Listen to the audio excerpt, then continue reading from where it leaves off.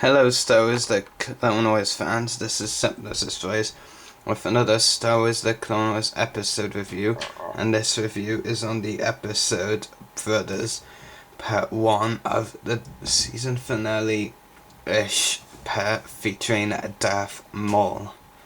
So, first thing I want to talk about is, well, I have so many negative things to go over in this review because I really hated this episode, to be honest with you, and so I might as well go over and start off with bugged me first of all, and that's the Dooku Grievous. That one not so much, but then this Anakin and Ahsoka.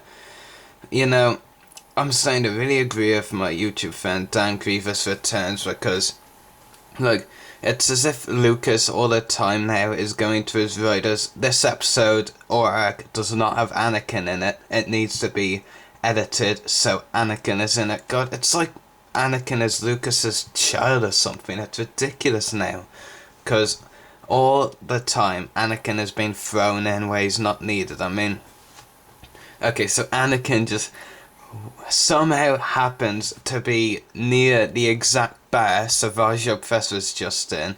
He happens to be hungry and goes to that bar. It's just too much of a coincidence, and it's so obvious that Lucas cannot live without seeing Anakin in the show anymore. As for the Dooku and Grievous scene, pretty similar to Anakin 1, they pretty much both say things on the same lines, like sinister is mentioned by both Anakin and Dooku, and while Dooku and Grievous are so much better than the twosome of Anakin and Ahsoka, yes, but that both seems about pointless because they don't add anything to the episode, and you honestly have to say it's unlikely any of these characters will be in next week's episode, Revenge. Anakin and Ahsoka maybe, but Dooku and Grievous probably won't. Revenge is gonna focus so much on Savage, Maul, Obi-Wan, and even Ventress, so there won't be any time really for anyone else. Maybe a bit of time here and there, but no more. Another thing I want to focus on is the action and plot. Now, this season has been very weak in terms of plot for the most part, but it's had good action. It's actually the vice versa in this episode. This episode has more plot than action. The problem, as well as the action being minimal, and when it was there, it was very pointless. The problem is the plot is absolutely tragic. I mean, Maul should have come in much sooner into the episode they did. There was like 5 minutes left when Maul came in, and really that was just a problem because he should have come in earlier. Around, I'm just gonna go an estimate based on what I was talking about when I did the Star Wars Underworld episode commentary for Brothers.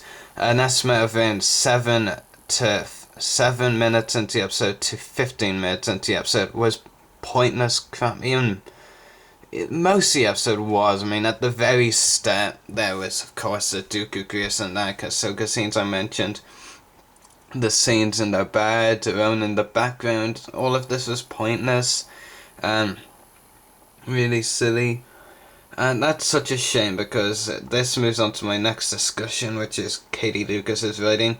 Katie Lucas is by far and away, hands down, the best writer this show has, and until this episode I have had no flaws with any of the episodes, of course.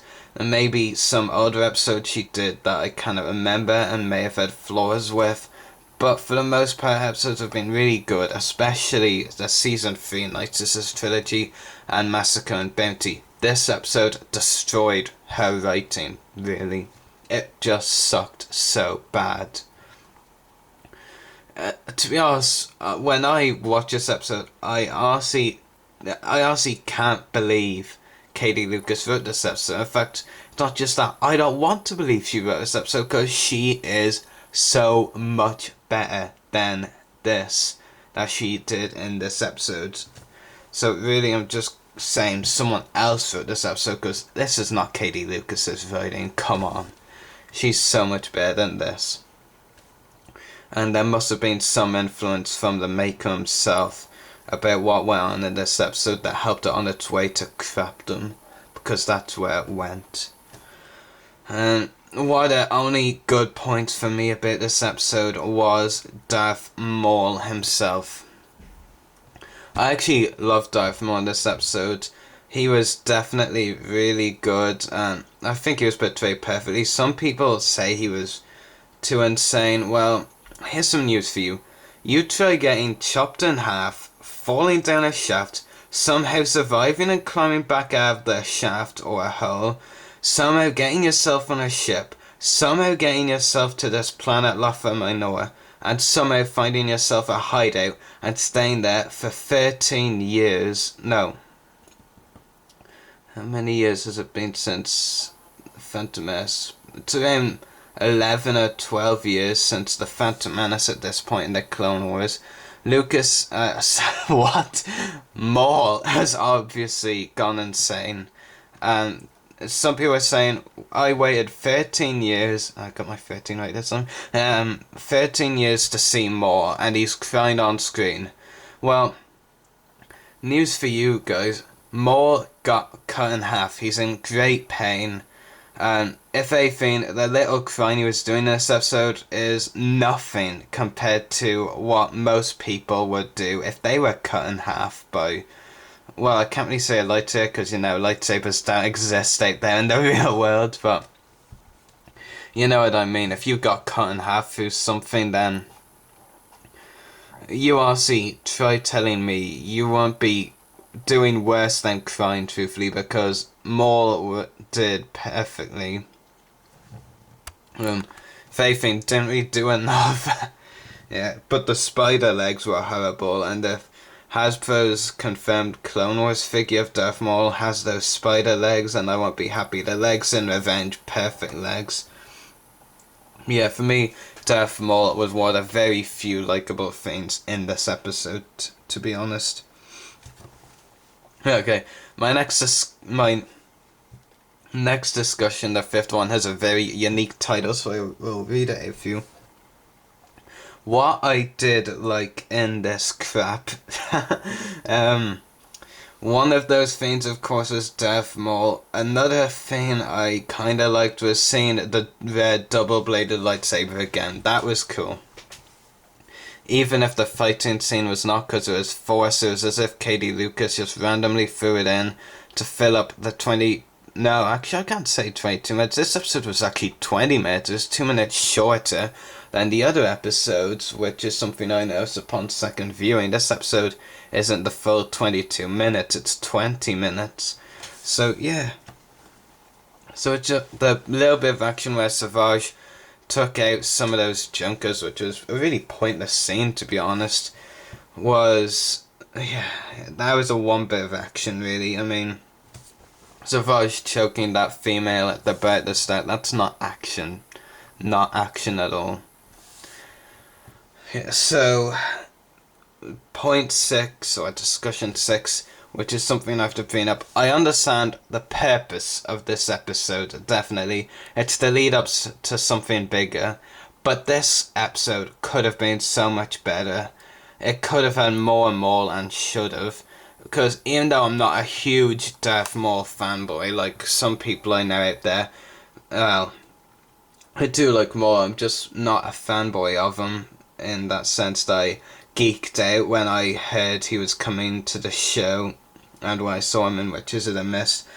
But it is leading up to something, but they could have actually started that something in this episode. I mean, only around 2 minutes of the start and 5 minutes the ending with more were necessary parts of the episode. The rest was just junk, to be honest.